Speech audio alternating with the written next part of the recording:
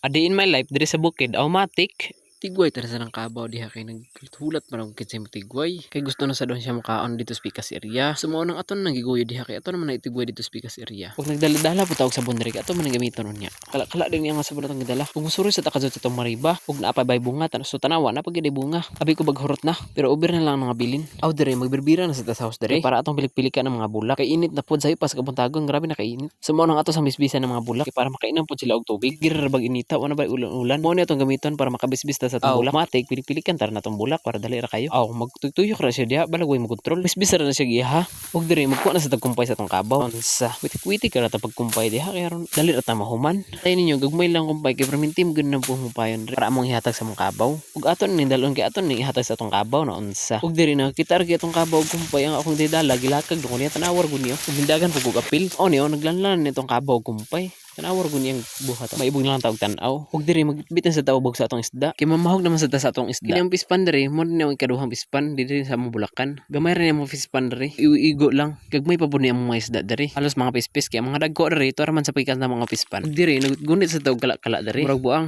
Bitaw kini atong gidadala nga sabon mo ni itong i-spray ka lang sa itong mga bulak. Ang bulak dire perti na mag-aag mananap sama sa mga white flies ug uban pa. Pang Indian style o tanawar guna ninyo. Atong spray na itong bulak kay sige rag inita mo nang giatake og mananap kay wala na ulan-ulan.